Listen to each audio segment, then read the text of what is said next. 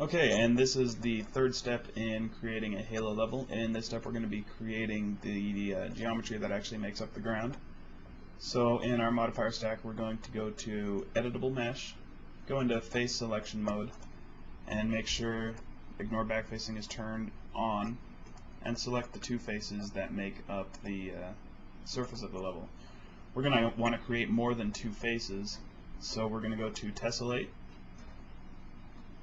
and turn that down to 0, and click Tessellate 4 times.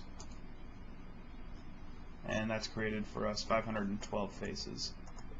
Now in the top viewport, we're going to want to select the faces that go around the border, the second row in. So we're going to make sure we have our select object cursor selected. If we have the select and move, as soon as you grab a hold and start doing multiple selections of the faces, you'll actually start moving them. So we don't want that. We just want our select mode. And so we'll select the second row in by holding down the control key and clicking and dragging.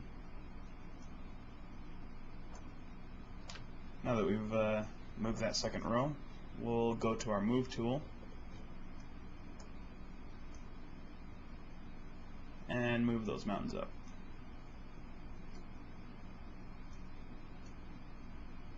Okay, at this point we want to add some texture to the mountains. We want to give it more geometry, so we'll just randomly select the faces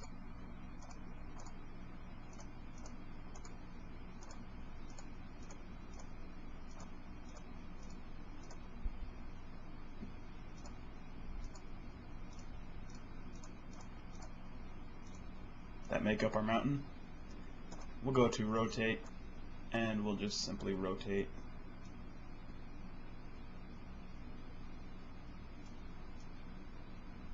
these faces.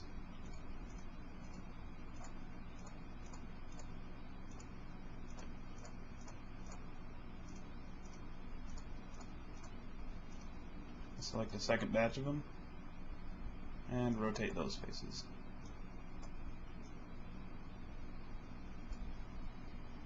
Now, as you can see, we have some mountains created. That looks pretty good at this point. So we are going to go ahead and select all of the faces that make up the ground, and to do this, the easiest way, when you're still in face selection mode, go under Surface Properties and then click the Select by ID next to Material, and give it a material ID of number 2, and there it will select all of our ground. And we'll go into UVW mapping, and you'll notice some of the grass has actually gone up onto the hills. That's something that we don't want. So we're actually going to edit put a new object on the modifier stack, and that'll be an unwrap UVW map.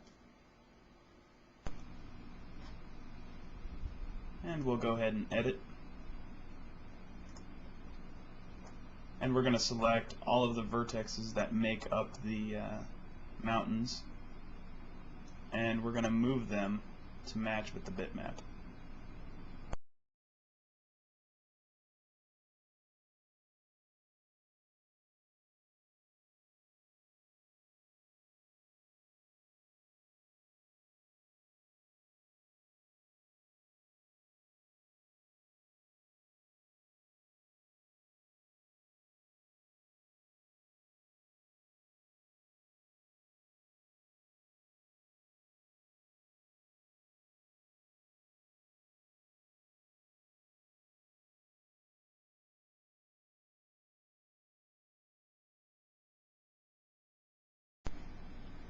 Okay, and once you have successfully gone through and unwrapped that UVW, you will just go up to File, and we want to save the file at this point. Okay, and that does it for step number 3. In step number 4, we're actually going to be editing the surface that makes up the ground of our level.